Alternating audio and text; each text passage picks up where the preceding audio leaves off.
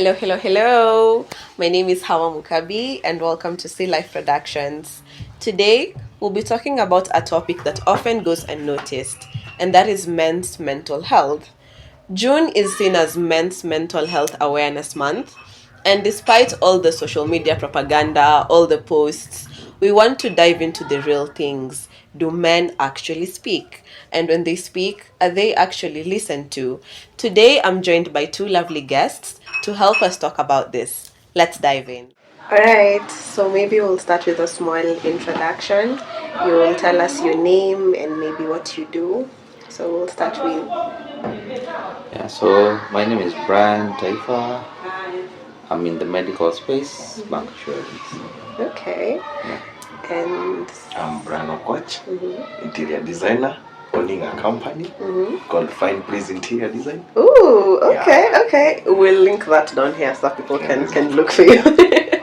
Okay, so because maybe you're both Brians, we'll have to use your second name to avoid confusions. So I'll refer to you as Taifa and to you as Okwach. Yeah. Alright, so maybe to start us off, maybe a small icebreaker. Let me start with, do you cry or have you ever cried? Yes, men cry. Okay. Uh-huh. In the bedroom somewhere when no one is looking, or have you ever felt vulnerable enough to cry in public? We cry in very funny places. Bedroom is not one of them. But yes, most of us will cry when we are alone. If you're driving, mostly when you're alone in the car, some traffic somewhere, you just feel like you're breaking down. So that's one of the places. Yeah. Other places is Kishika. Of course, people will mistake it for, you're drunk or something, but the reality, you're just airing your lungs out. Would you maybe want to share with us a situation where maybe, as you said, you were in the car and you were breaking down? Maybe what happened, what led to that? Yes, I would. So, for me, it's been a very interesting one. I'm a big fan of driving. Yeah. I'm a big fan of camping. So, one of the instances where I was getting to Elementaita, I do a lot of solo camps. So, I drive, then I see something that reminded me of something. Yeah. And it took me back to a time that was a dark past. And then at some point I felt like, yes, I think this is the time, this is the therapy I'm looking for. Looked, of course, you just don't cry. Yeah. You have to confirm. Looked if my tint is well enough for me to cry quietly. Yeah. And a good part of that journey was I was letting it out. I did let it out, and it really helped me because it changed the perspective about me. Yeah. By the time I was getting into my camp, I felt there's a bit of relief because I felt like at least that heaviness that I was having was a bit lifted. And so I was able to enjoy myself because that was the reason that took me there. And it's a cloud that has been there for a long time. So it's like I was recapping something that took place almost 10-20 years ago. Okay. We will come back to that. Okwach, maybe do you have such an experience? Okay, talking about crying, I'm a indoors person. Yeah. Yeah, so you find sometimes bakata ama kitu pass about relationship actually. Me, it's all about relationship. If I can put it like that. Relationship, family issues, back. Actually, mimi mtoto mmoja unaona. So you are the only. I'm the only. Oh. But I have step brothers, step sisters. Yeah. But you find yourself unajiuliza. Mbona nilizaliwa mtu mmoja unaona? You feel. Sometimes unaona family mtu anakuambia bro mimi leo natembelea sister yangu ametuko na family gathering. You feel like natamani a bit lonely. Yeah, natamani kukua that nikuwe na a blood ule mwenye tumeshare umbu pamoja. Yeah. Mchini in a heart. Sometimes in a relationship unapata like things unataka kwa mwingine upate. You feel actually niko hapa nyumba hapo najikuta and miss niki let out my anger. I want something to hit. Punch? Yeah. Oh! Mostly I found myself hitting wall. Bah, bah. Oh my god. Nikilia is not enough. I must punch something more to grab something. I feel it. Physically get it out. I feel, So even the mujikuta like natoa stress and stuff. Yeah. Okay, I think both of you really do prove my first point. So of late there's been this talk going on where men are a bit scared to speak up, and you've said you hit the wall so when you're by yourself, you go on solo trips and you cry in your car alone, and you said that you had something that's been weighing on you for like long, yeah? So is it that men don't speak up, or is it they've been conditioned not to speak up? I'll use the latter. Have been preconditioned based on so many factors that you're growing under. Yeah. So you realize that most of the time we are seen as people who should be strong. We are seen as people who should not have any weakness. We should be perfect. The society expects you to be very perfect, and by society I'm very clear. Not everyone in the society, because men understand men. It's the women in our society that sometimes change us and force us to be who I am now. Now, maybe just to recap it in a small way. Yeah. When a man who's crying in public is seen as very weak. Why? Because they should not let your emotions out.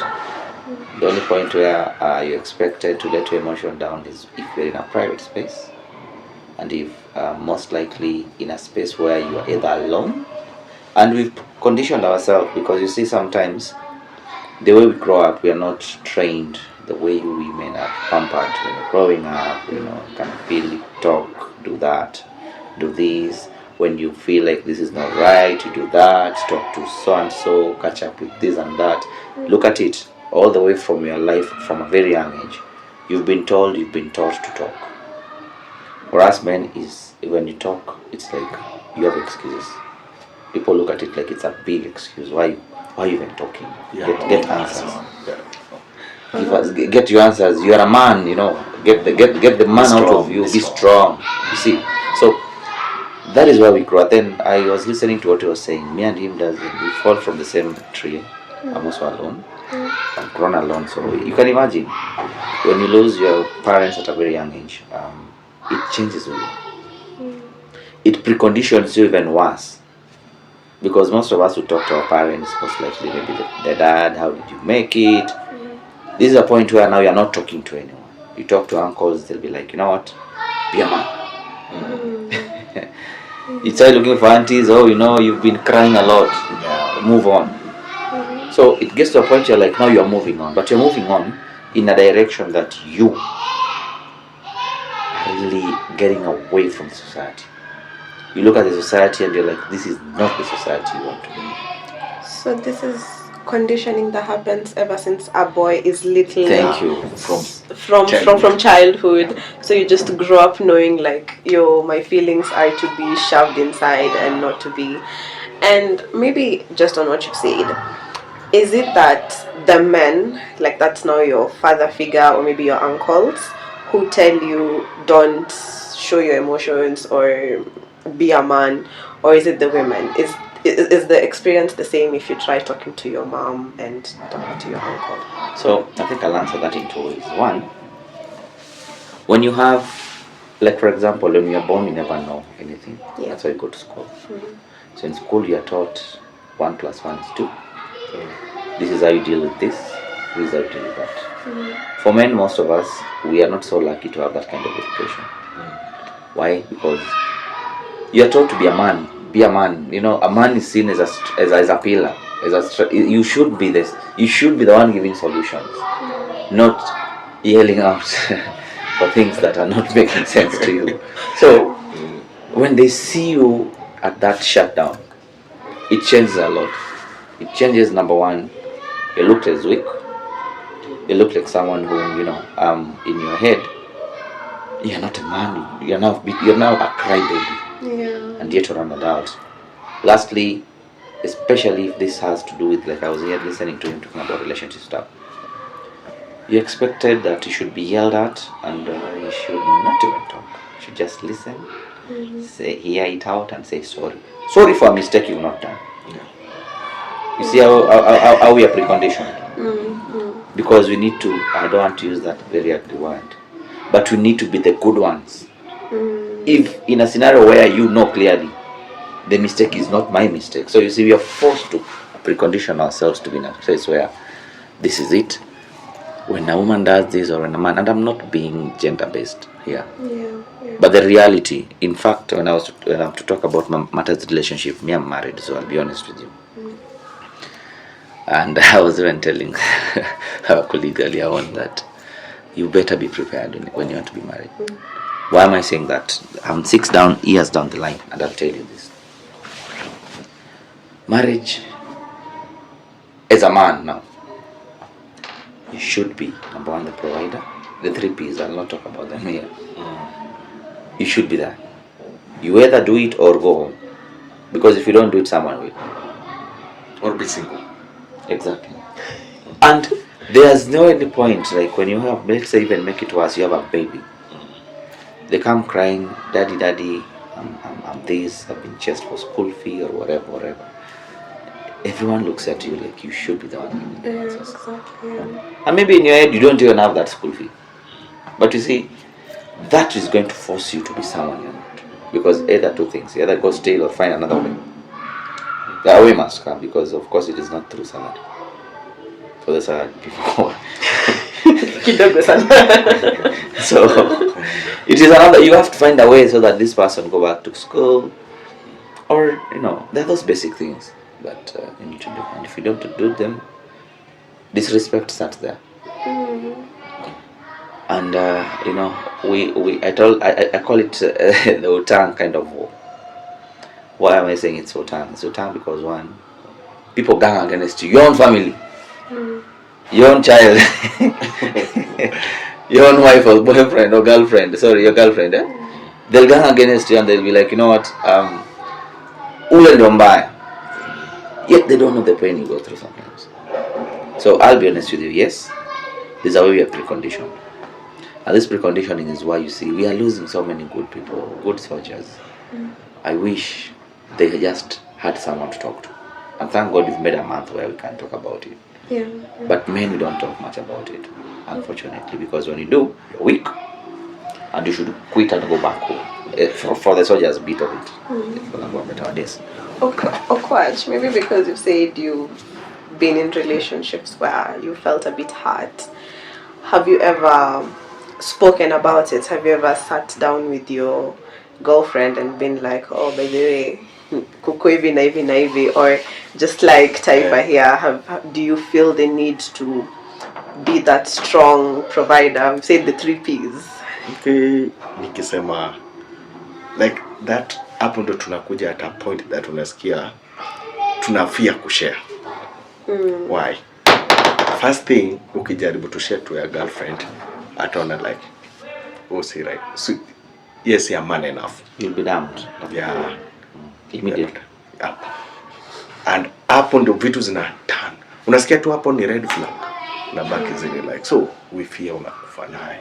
Unaona like, wacha tu nikae naye. Maybe ni share na God. Ama ujiite kama mkutano peke yako. Ushajikuta in a situation that uko lonely, unajikuta kwa mkutano. You want to solve this equation. But unaanza kusolve, kuna 2 thoughts. Musema in a human being kuna 2 thoughts. Inner thought na ya nje. Kuna ya ndani na kuna ya nje. Ile inakwambia fanya hii kitu. Na kuna hii ya nje inakwambia usifanye hii kitu. Unaona? Yeah. So hapa ndo tuna fail. Which one naweza listen to? Ni listen for ile ya ndani ama hii ya nje? Ile ya nje inasema tufanya. Na kuna ingine don't take your time to do this. Unaona situation. So tunajikuta hapo unaona like let me die. Na hii kitu as much unaiweka as much inakuumiza. There's a wound ina build. Na hii wound itakuja itakumaliza. You see that? Alafu tukirudi about generation na family background. Sahii tuko na generation ambayo that unapata children wanakuwa brought up wakijua everything niko open. Back then ungepata like tukigrow unapata like mgeni ameingia kwa nyumba unaambiwa toka nje. Ukiona tu ukipita kwa hiyo mlango macho ama ushaona unaangalia ka kona mahali unasema tu Mungu wangu mgeni akitoka mimi zangu. So unaona hiyo situation. So unapata like sahi unaweza kuja kutembelea waziri ya but nikikuja kwake unapata mtoto ako so open with me anasema hi what's your name, una feel that your love. Like wow. So would you agree that the generations are getting better? Maybe the way, as you said, you grew up being told no. Would you say that now? And that come from fear with share kitu. Unapata una grow uko na kitu burning. Sometimes unaona kitu inafanyika mahali. Sorry to say that, but unapata like your mom ama your step mom playing your dad. But huwezi share. Why? Hauna that courage first of all. Secondly, jaribu kushare. Hautakaa na baba yako hapa. Ataenda kutafuta. Utabaki na mama yako. Na hapo ndio utakuwa life yake itakuwa like hell from childhood. So unapata like ukiwa mkubwa unapata like nakufa nazo tu. Huwezi share. Maybe ukijaribu kushare na friend, hiyo ndio amepata topic to share with another friend. Unakuwa the topic of discussion. So unapata like let me die. Nazo nikai tu nazo ni mimi na ni mimi. And that's why unapata like hata in a family unapata Brian is my brother. But as brothers hatuwezi kaa pamoja to share mind. Why? Kila mtu na familia yake. Hii generation tuko na challenges na pia matunda zenye mazuri ziko ndani, unaona. Sasa mtu anaona like we in a generation like it is my family, it is my family alone. Let me focus on my family. Yes. But to do with anything to do with brother thing kando. Maybe nini imepatikana. Matanga, anything. We need to solve like a family. So no. Yeah, it's a bit. While before we started this talk, Taifa, maybe if you're comfortable with me sharing this, you were telling us how maybe you got mugged, and I was expecting you to be like, oh no, are you okay? And our cameraman here also to be like, oh, are you fine? Like, did you get injured? But you're just like, wow.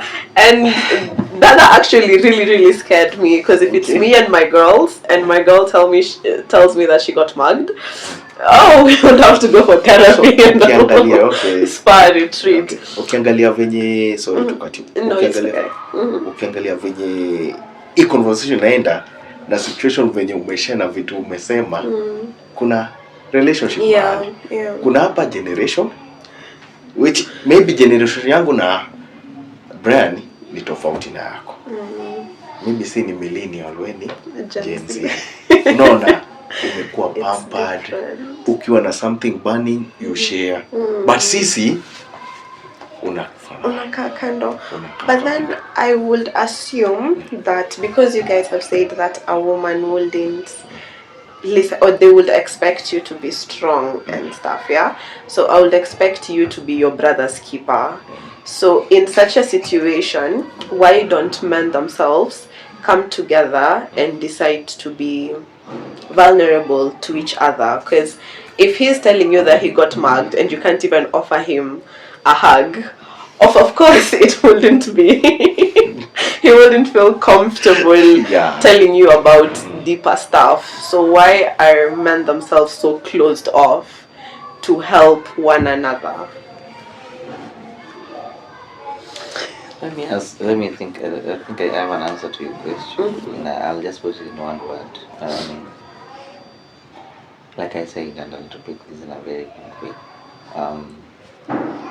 Men and this is men and boys. The way I think we look at things is different. For a girl, for a woman, for a lady, a lot changes. Especially when you look at your journey from when you're young, how you grow, how, the conversations you have in your primaries and the same conversations you have in your high school. There's a way you're being prepared into society. When you get to campus, the conversation changes. The people who are telling you not to do things in high school are the ones now telling you if you're doing them, be responsible about be it. responsible about it. The conversation changes. So the kind of preset that you guys have gotten starts at a very young age. All right. For us, you're expected to break. Let's talk to you when you're now somewhere. You're done with school. Okay. Kuna shamba unafaa ujenge. I don't know if you're getting at this point how that works. Yeah. Now that's when our advice comes. Yeah. Kuna shamba, oa. Natapo kuoa ambiwangi mambo mingi. You're just being told. Wewe oa. Then let us see from there. Then when now gets to the worst part of it, now they know you're sick or something. Then they're like, even if you're dying, leave something for the other ones who are living. Yes. The three advices are not good advices, but it is what it is. So you see, the way a boy child, the way a man has grown, the kind of presets that they've been given is different to the way the other gender is growing. The kind of presets that you've put, like for me, I'm waiting for my daughter to talk. When is that talking, the first thing I'm telling her, boys. Kaput. Yeah. And we grow with that. So you see, they are being put in a way that they are growing with some things. And now the problem with advice also. Advice is taken both ways. It can go the good way or the bad way. The only part where you are being advised as a man is if you've messed up. Unapatikana kama, let's say you are living in the village, you are smoking something. That advices will come, and they come with very big strong strokes of canes before. Unachapa kwanza, then now you are advising him. You see, so we are getting in a space where it's different. Saizi kababa akipatikana na vape, they won't cane him. Yeah. What they'll do is, it is wrong. Nataachiwa sete itachukuliwa. Yeah. It's different. You try that when like she has mentioned, the generations we've grown in, I think the world was evolving differently, and in that evolution, men was not part and parcel of that conversation. Ours was you be straight unless you have a problem, and the problem would be found in three ways. You are a thief. If you're not a thief, you're an addict. If you escape that one, then we go to the third one, which is you are a what? You've gone even extreme now. You are now mugging. You are now getting to a point where now you are wewe ni mafia. Like when a nuisance, that's the only. Or you cannot see your neighbors, people. They always have to fall prey with you at any given point. But you see, these days that has changed. We are trying. Yes, I know. As a country, we're evolving. But these are things we would have done 50 years ago. Yeah. So we are trying to give 50 years ago's knowledge now, when it is too late for so many of us. Now, matters relationship. And this is man to man, then man to woman. So man to man, our relationship is very interesting. We'll talk football. We'll get to a point where we say, oh, team X, team Y is winning, and leave it at that. And if my team has lost, I'll be the what? The ridicule, the laughing stock the entire week. As we wait for next week to redeem myself. That is if they're winning. So that's what. We'll talk about women. We do talk. Oh, so and so. Okay, okay, so now I'll get you a real story in 3D. That one, no. No. And I'll be given, nikawa checklist yako. A, B, C, D, F mpaka Z. By the time tunafika Z, tukifika hapo Q, my decision is kind of I'm swayed into I'm not so sure anymore. Yeah. By the time tunafika Z, I am done. My decision is made up. Yeah. And lastly, we'll talk about money. You know what? I'm driving an Audi. I'm driving a your what? I'm in the Mac. Promotion job. Promotion. I'm the CEO. I'm the founder, like my good friend here. You see, the conversations is more of what I've done, but it's Your not more of. achievements, yeah. It's not more of. Am I mentally okay? Now, mental health is normally mental wealth. People don't know that. Yeah. You can. Do you know you can take 2 days to spend all the money you created in 5 years in 2 days? You want to know why? Fall sick. All the investments you've done in 5 years will be in 2 days, because they'll be like, your life is more important. Now that is when they know life is very important. Your life is very important than even your investments. Nauza shamba, kapu. Tunakutibu. And that's why I say before you get there, I've done psychology briefly, so the rule 101 of what I have is that it is safe sometimes to be in a space where you understand yourself, in a space where you feel it's gonna work out. Yeah. Now, we are not waiting for someone to come and pull us up. That ship sailed.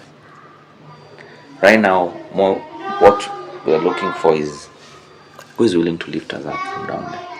That's why you'll realize that most men, we believe more in Christ. Why? Because he doesn't judge. You're not seeing him. You're talking to someone you're not seeing. So you are always okay. Yes, I can share with you. Yes, my problem is this way. And because the Bible tells me, and you'll see, yeah. We believe in. I want to see. I want to see results. Hapo nionyeshe karatasi ndio hii nionyeshe.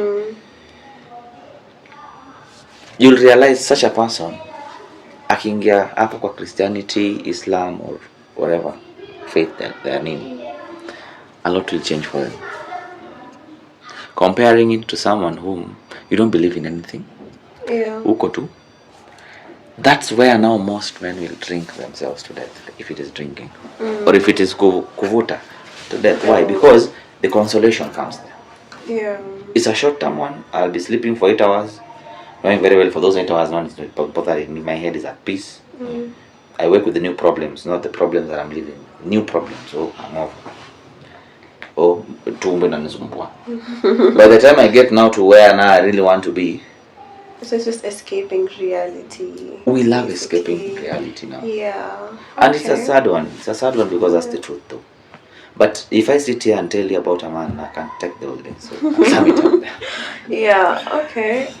So from what I'm getting is men do want to speak up, but society is now hindering that, and society is the limiting factor that makes men not speak up. Is that accurate? Like, you do want to talk, but you're scared of the judgment you'll face, or the ridicule you'll face, or you're not being seen as man enough. No. Okay, so maybe is there a way that society can...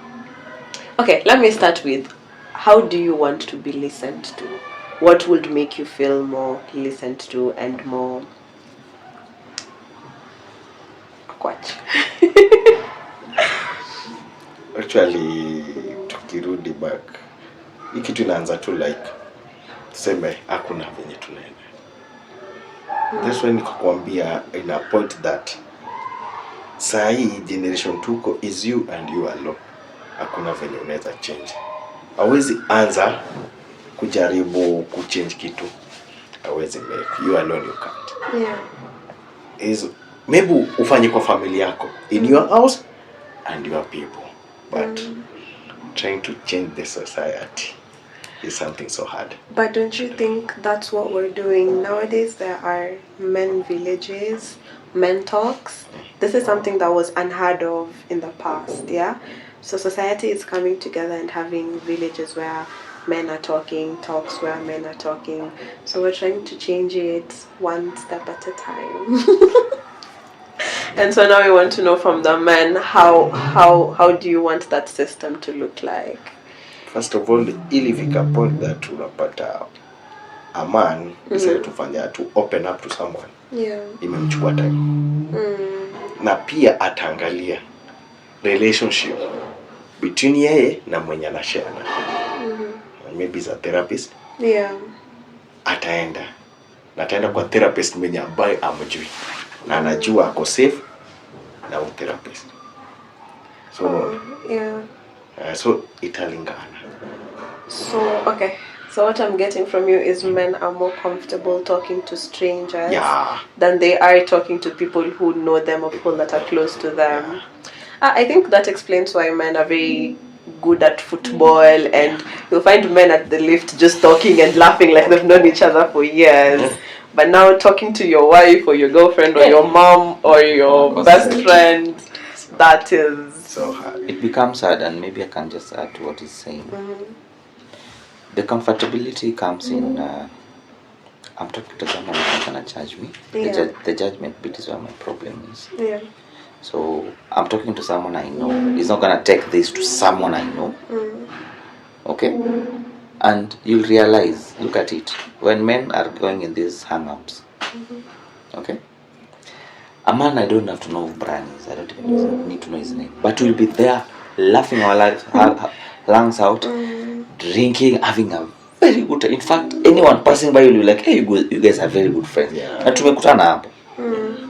And we might live not knowing each other as well. Why? Because I feel I'm not judged. I feel I'm not in a space where I'm in some cocoon. I am free to share what I feel.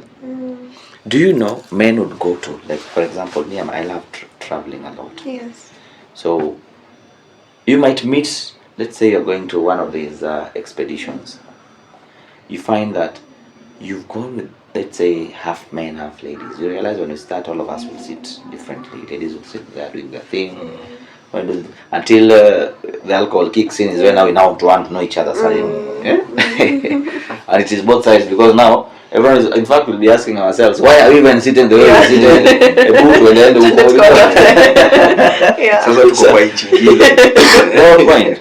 And the last one, I was in Arusha. We went all the way to Arusha. So I'll be honest with you, that was one of my most successful tours. I own a tour firm. I just didn't talk about it. But as that work happens, we were doing overlanding actually. In that conversation, you realize that I was the organizer, but I felt like I was more of a guest than even the organizer. People did not know that I was the owner of whatever you're doing, because I put someone in charge and happened to be just another guest, like any other guest. So he was the one controlling us the other side. But all in all, we did not know each other. I wanted to also have the experience. I needed the experience. Because you see, we are confined in a space where at home there are those historical problems that will never end. Whether you are married, whether it is a girlfriend, whether it is a boyfriend, one thing you need to know, atusawingi, both sides. These people have their own scores to settle, the other one has their own scores to settle, and you are sitting at the fence waiting to see. Umetoa gani? Umetoa hiyo? Oh, hata mimi nakutolea ile. You know, we make relationships look more like it's like a competition. Instead of complementing each other, you are competing. Huyo mfanya hivi, so mimi nitafanya hivi. Ngoja. Alala nje basi hapa. Alala nje siku mbili. Hiyo tu. Alala wapi? Alikuwa suswa. Makosa naenda diani. You see, that is how it looks like. So you see, you cannot share your issues there.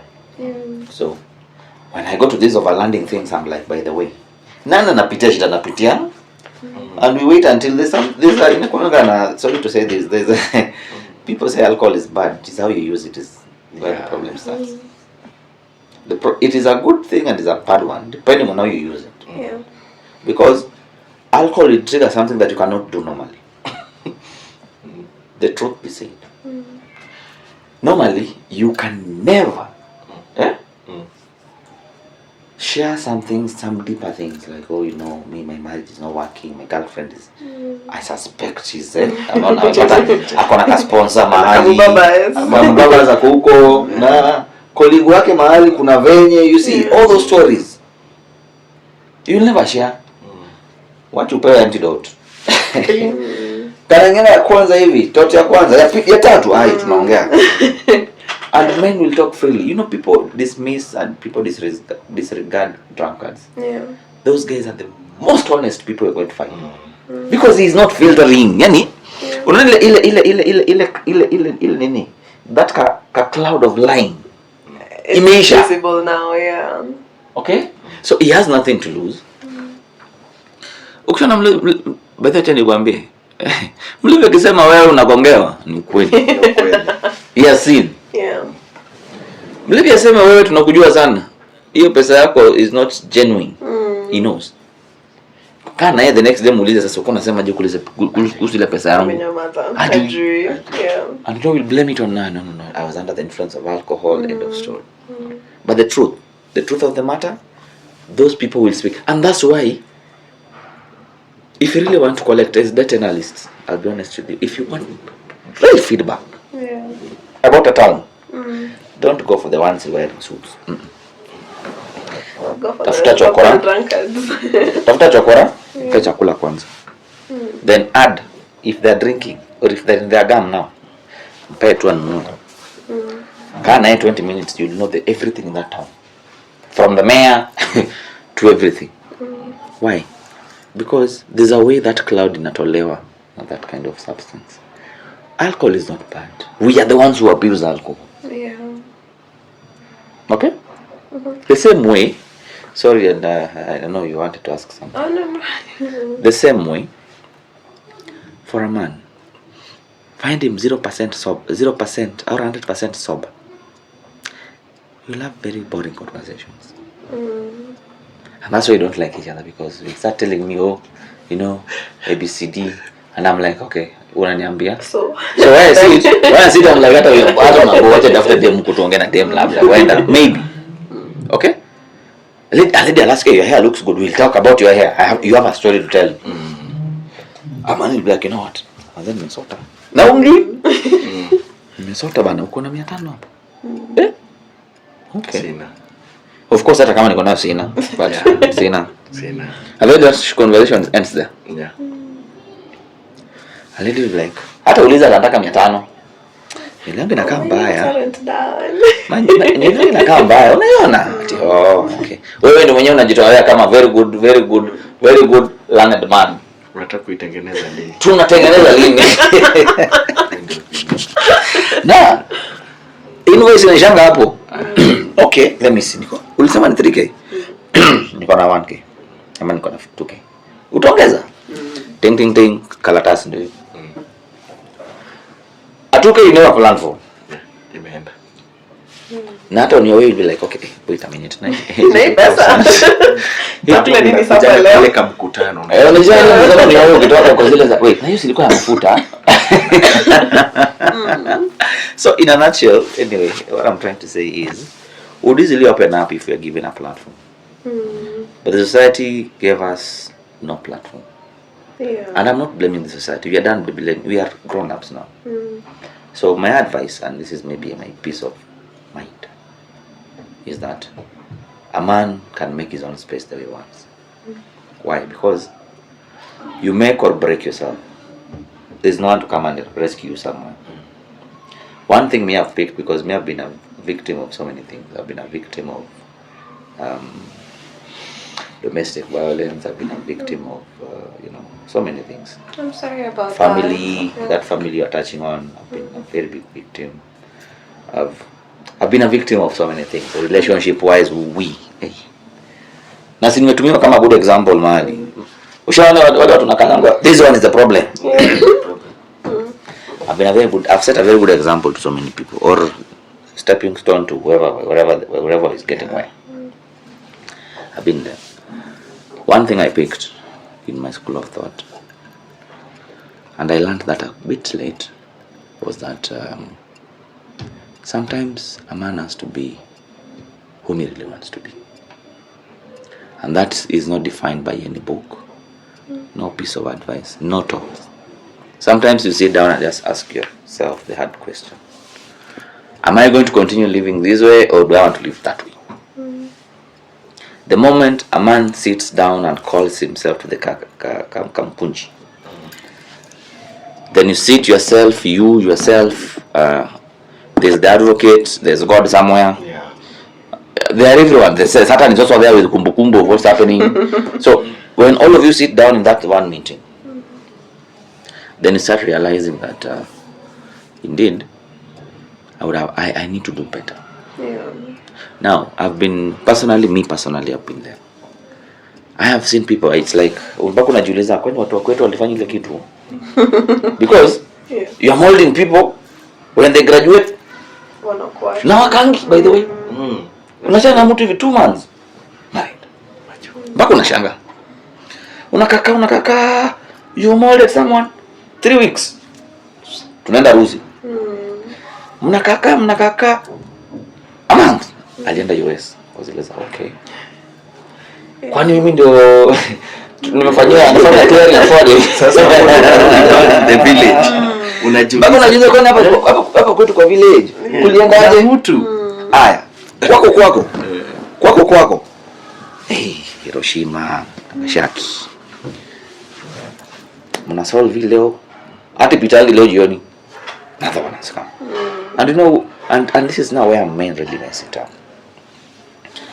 Not all men are very generous. And there's nothing as bad as a man who's jealous of your progress. Yeah. That's a very bad man. But you see, when I'm with you, you see the problem with us like men. When I've trusted Brian here, okay, I will tell him, bana we jana kalienda hivi, tulifanya hivi, nilipotea, na nilipotea sikuwa solo, nilikuwa hivi. You see, instead of Brian shutting up, Brian ametoa memo venye iko. In fact, anatoma kama breaking news straight to you, assume you're the one, to you. Naongezea ingine, hata sio kulala peke yake. Huko hata pesa ilitoka. Asikwambia ana pesa. Muulize 20,000 yake imeenda wapi? Nimejua labda nimwambia then I spend like 20,000. Muulize where is the 20,000? Na ukweli these stories will add up vibaya sana zikifika huko. You getting? So it gets to a point I start getting one plus. Wait a minute, I've not shared this to anyone. So as far as I'm concerned, History imetoka. Yeah. Ni nani? Because you know, but you are not even in my head. Wewe cannot be. Yani nani anakuja cannot be him. I'm trying to scrutinize who are we with. Yeah. To a level hata za kosana na huyo mwenye hizo vitu zilifanyika na mwenza. Kwani wewe ulichukua namba nikilewa? But then they hata ukichukua kuna kitu wamesema yenyewe I didn't tell you. How do you know even the money? Then I come back and wait a minute. What did I tell about my money? Oh, ni Brian. Napigia Brian. Bana nimesikia story fulani hapa imenibo. What is it? Brian, the first thing. Who told you? Yeah. Who has told you? Me. Utachana Brian mpaka useme sawa, acha tuseme bibi yangu amekuwa voodoo. You leave it that way. Then a week down the line Brian has forgotten. You're texting. Na mimi ndo labda mtoto anacheza simu hapa niko zile za wait a minute. Si usi kwanza picha yake na kujana ndio huyu. Yana fungua hivi karatasi naona okay. Na ngoja back nasema na si Brian alikataa. So you see the next time I see Brian I'm not seeing him in a good way. Yeah. I'll not tell him because I'm like maybe I'll be confrontational. Like he says, him when he's angry is punching. Exactly. Yeah. Now some of us are, and this is in camera so I won't say, some of us go beyond punching. I can plot something very bad to you.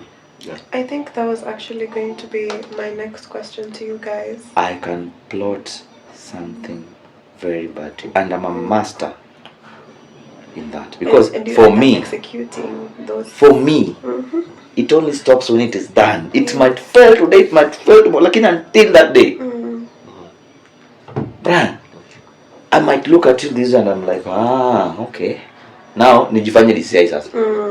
I even master, you're leaving job at this time. Na niko na time. Then I come with a car you don't know. I'm mastering. Kwako ni pale, okay, sawa. Umekuja leo, umekuja na A, B, C, D. I become my own DCI. Now, where it gets bad, and this is not taking me back to the part I was telling you. You are not mentored when you're growing up. We've learned to live the consequences of our problems. We've learned to contain anger the way it is. I think you're getting the story now.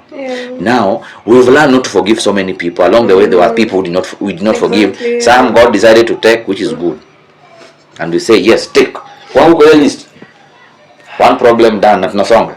Na kuna list, kuna watu, kuna wenye tunangoja wewe ndio umebaki. Kama sasa wamebaki wawili kwangu. Those ones I won't touch, call names, and I'm not doing anything to them. Let God be God there. Then I add Brian to that one. I say now there are 3. Now for Brian, I'm not waiting for God to do it. I can do it. Brian, it gets to a point where and this happens a lot. How many shootouts do you think happens in clubs? Lots, and fights and look at the genesis of those fights.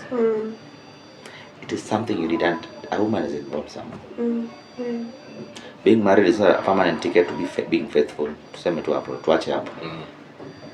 I'll not touch on it more. There's someone, maybe Brian is not knowing, that is very busy putting in very bad words in me, as in about me. And unfortunately, women, you don't keep quiet. You don't know how to keep a secret. So you share it very well, and I get it. I'm creating a very good profile of you. Nimetengeneza kesi design yenyewe, hata nikishikwa nitasoma ndio hii. Kumbukumbu ndio hii. What made me do this? This is the thing. Na ukisoma yenyewe, hata kama ni judge unasema yenyewe, yeah, that one deserves that one. It's just that now ungewacha sisi to deal na yeye, sio wewe. Yeye ndio punishment unapata. The only thing. No. I'm a master of revenge. And I think that applies to a lot of men. And a lot of men tend to be a bit more violent, because 97% of violent crimes are committed by men. And I think, as you've said, there's no mentoring, there's nothing. There's no talk, so you build it up and you build it up. So can we create healthier ways, maybe hobbies that men can cope in? That if you're not talking, as you said at the beginning, you like traveling, you love driving, that's a safe space for you. When you're driving or when you're traveling, does it help you get rid of the vengeful thoughts that you have? Now give you a scenario. There were 3, then 1 came out of the list. Because of the drive, and you say that's a healthy hobby. Do you know it got to a point where I'm going to Makadi to train? To a point, I'm going to the garrisons to learn how to shoot, because that was how bad it was. And kuna mtu lazima wewe ndio wamesho. Sasa zingine anapunga ni wewe ndio umekuja, lakini then someone pisses me off, then I say you acha niache na kwanza, let me deal with this one. And do the consequences ever come to your head? The good thing now is a very interesting call.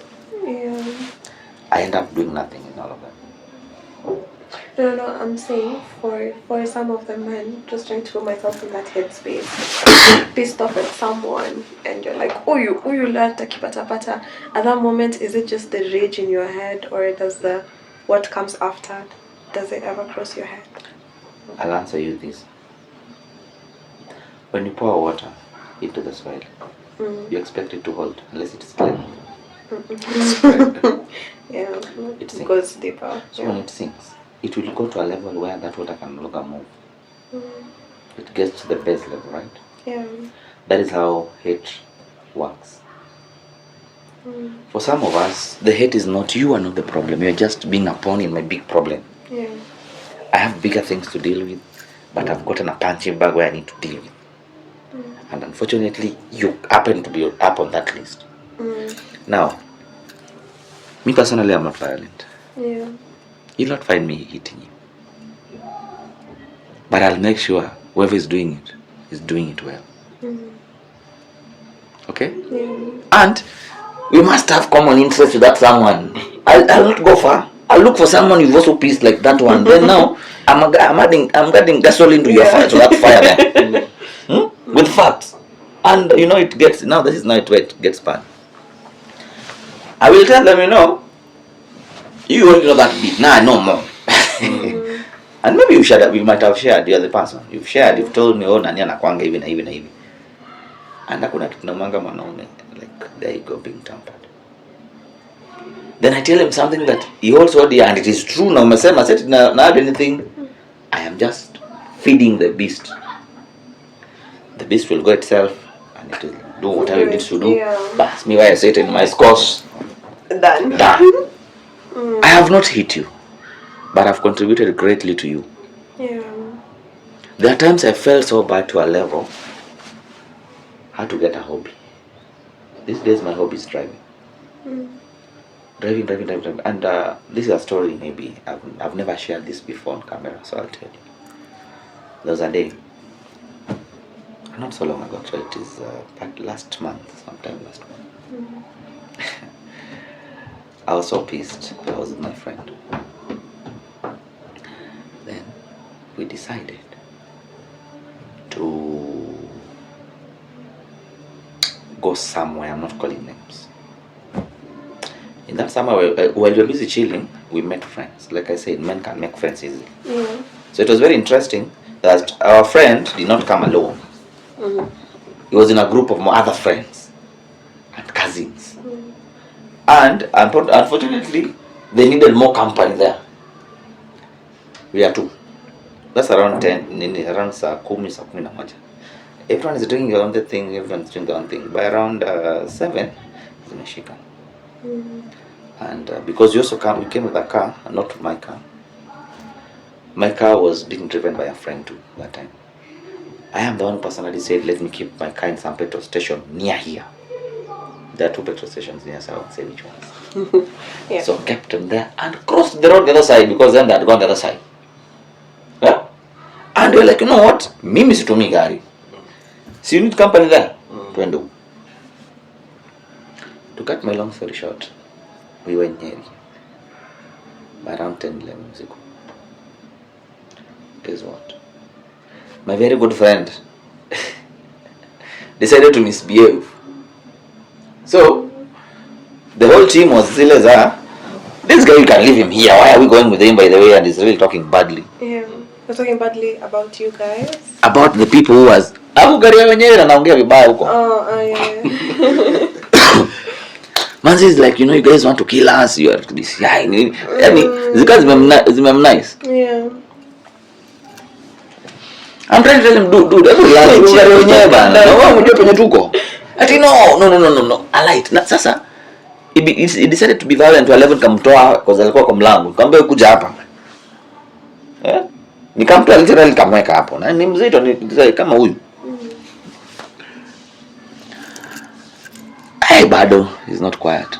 He's not quiet. And no, he does not know whoever he's talking to there is an army person. I saw the guy get in the car. This way. Kamuliza unatakaje? Hapo tu nyuma. Kamwambia, dude, we are knowing each other, don't do that. Yeah. And I think the people, there was a commotion in the car now. They're like, no, don't do that. Akatoa akarudisha. He's the one driving, kumbuka amekujam yake yote because the guy wants to it's even now confirming. Yeah. You see, I told you. Yeah. Like, oh no. What's naomba kwani umekunywa nini bwana? Kumbe mwenye amelewa useme ukweli. The guy is like no. Sasa hata ni kama tuliongeza gas zaidi. Anaongea mbaya zaidi. Bana kill me bwana. Because ile wewe. Namwambia buda, kwanza unachoma bana. We had someone's car. Ingekuwa gari yangu sawa, would have controlled this. Just stop tu niambie nyinyi umtoke. Mwenye tuko wapi? In the middle of the night. Imagine now you're not in Nyeri town. Yeah. Plantation. Tu plantation hata kuuliwa kitabu patikane. Days. I'm looking around and I'm looking at it zile za okay, this is very weird now. Let me share this because this could have been happening to someone maybe who doesn't want to talk. Yeah. I'm trying to calm my friend ni nani aski. But no bana, but I have my hands. I'm shaonyeshwa gun. Yeah. I got pissed again. Akastop gari akatoka nje. Akaniambia Brian, hebu come tuongee. You are the one who seems sober here. Yeah. Tukapo tunaongea. Kumbe yeye venye gari imesimama, sasa amepata mwanya kufungua gari. Plantation. Oh. He's running. Allah. Now the guy is like, so amekimbia situ and I'm like, no, this is my friend. Unfortunately, I'll be honest with you guys, I can't leave him. He's here because of me. Yeah. So, simu yangu iko 5%. I'm in the middle of I don't even know where. Actually, this happened 2 weeks ago. Not far away. And these are things we keep, we don't share. Yeah, exactly. Jamaa ameingia kwa plantation. Sasa I'm looking for him manually kwa plantation na sijui yako wapi. Jamaa amejificha mahali. So I'm calling him. Nani? Uko? Ni mimi niko peke yangu. He thinks I'm lying that kuna mtu. Na nisikia said nisikia. It got so bad. It got so bad to a point I was almost giving up on him. But then I remember, wait, Brian, if you leave this guy here, that's it for him. Yeah. But you see this guy, he makes a lot of noise, but this guy is owning tractors. He's owning hizi matipa za miguu 10 kadhaa. Yeah. But I don't know why his instinct told him that he's being killed. Now, I'm seeing niliona gari chui ikienda. So we are left here. Oh, so the army people drove off and it's just you and your friend. Yeah. I looked for this guy for more than 30 minutes in a plantation that I don't know. Na kuna nyoka huko sasa. Do you know what time it is? Like 1 p.m. at that point. 1 a.m. Yeah, sorry. Tulitafutana na Brian, kumbe amezima. Jamaa amezima juu ya mti hapo hivi. Chini ya mti hivi analala. Nakutana naye, I'm wondering what's up. Yeah. We have to carry this guy tutoke hapa plantation nirudi kwa barabara. Now unfortunately I don't know which side of the road I'm going to. Kumbe instead of getting back to Nairobi, mimi naendelea na Nyeri. And you're walking at this point. And I'm walking, it's raining. Oh no.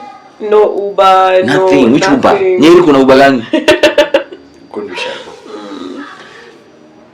Baki ya kwanza ilikuja kapita, gari kapita. Na it's a very lonely road. Yeah. Gari ingine kapita, then kuna mwingine tumepata kama ndiye ana drop mtu. Hiyo nimetembea almost 5-6 kilometers. Nambeba? No, umembeba. Oh. Niko hivi na yeye nikamwambia wewe twende. Na you know he's going this way. He's drunk. Namwambia ndio bike hapo twende. The guy is like I'm not using any bike. Wapo sasa atauliwa zaidi, nikasema wewe kuna mjinga nawe pia. I forced him. Do you know we left Nyeri with a bike from Nyeri to Nairobi? Oh no. Naingia hapa saa 11:30. He doesn't want to show me where he lives. You know these rich stinky people. Yeah. Stingy sort. And he's your friend. And he's my friend. Yesterday they were calling me, you know, we are here. Why? Stay away from me. Yeah. That is what happened. But I like the fact that you were able to support him and that you didn't leave him. It's just that as much as friendships are, as much as he won't share with you, at least he knows that there's someone he can rely on in case shit goes down. Yeah, so you see, month, this should happen every day. Because we've lost a number of men because of these kind of conversations. I'll be honest. Look at the statistics. In Msanzi, that is in South Africa, every day 3-4 men die. Reason: poor decisions. Yeah. Go to Morocco, how many die there? Our good brother hapa, Somalia, Nigeria, Congo. Why? It's because we are not saying the society should be perfect. But there should be someone to talk to someone. So it starts with me and Brian here. Yeah. When Brian is having his relationship issues, he can't tell me. But he can tell me directly and I can pick up very fast and I know there's a problem. Okay? Yeah. 99% of those relationships and marriages you guys think are very okay. Tunapiga picha na then you're happy. Oh. Instagram couple. And this is an advice to any man. Marry when you're ready.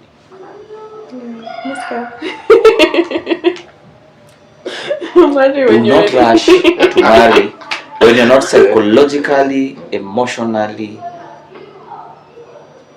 ready. Because it is like a fight. it is good at the beginning, the first 2-3 years we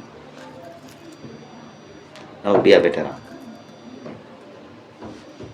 You'll find different things, and I'm not here today. I'm not talking. Maybe in another session. We'll talk about marriage. Yeah. But that contributes greatly to our mental space. When you are not okay at home, you can never be productive at work. Yeah. When you're not okay at work, of course, unamwaga unga. Ukimwaga unga bas, we all go back to the same problem. Yeah, it's just a loop that never ends. Yeah. Okay. So in the end, yeah. it is the simple things. Human beings, we are social beings. So unfortunately or fortunately, please, when it comes to matters, date as much as you want and try different people, know more, learn more, and an experience. Otherwise, if it is that one and boom, you get married. Yeah. You are most likely to have more problems than solutions in that one because you've not known any other thing. And in the end, again, mental space is not a conversation that you can start in a day and end in a day. It is every day. Recurring. New problems will start today. Others will be created tomorrow. At we even know December there will be another new problem created at that point. They never end. But jipende. Mimi nasemanga, is this song I sang in our mother tongue? Heri nipendwe na nani? You know so. Heri nipendwe na mama yangu kuliko upendwe na nani? Na ulimwengu. Yes. I'll be honest with you. Love yourself enough. Know when to cut ties. Know when to build them. Because in the end, very many people are 6 feet under. Over issues they would have resolved easily by just walking out. Yeah. By seeking help. Now, as medical experts, I'll now talk on the medical space as well. Yeah, please share that. We listen a lot. Do we help? I'm waiting for my 1 hour to clock my money. You go get for that lunch. You're done. Good. When are you coming back? Tuesday. Another 2,000, okay. Where does that look like? Yeah, I actually wanted, maybe for your parting shot, you said that sometimes when you get mad, you tend to punch the walls. And I know that happens for a lot of guys. So maybe why? Let's start with the why you do it. And would having a hobby or like would going outside make it easier? Because sometimes I tend to fear being alone, that self-isolation largely contributes to the... Okay. Son, the reason most fanya hivyo is like, it reached a point back, I told you I'm a lonely child, I'm only person. Yeah. Yeah, unapata point, unasema, ningekuwa na brother or a sister. Ningemind kushare. Singemind kushare. Unakuja, unapata like I'm lonely. Secondly, mimi ule jamaa indoor. Is my work kwangu. Ukiona nimetoka club kidogo, I'm a fan of Manchester. Damu, so unapata like tenda kushangilia Manchester. Yeah. Nikimaliza Back to the house. So unapata like uko na burning issue inakusumbua. You feel like ushajikuta na point that angle na kunyonga. Unaona like no, you need to get it out. Yeah. Unajikuta tu your world unapiga pa pa. Machozi yanatoka. Relationship issue unapata like me sipendi vita. Unapata like nikiwa na date back then nikiwa na date nilikuwa wapata mmekosana. Juu nikikuangalia hivi nikikuona naweza kukuumiza like nasema like no. No.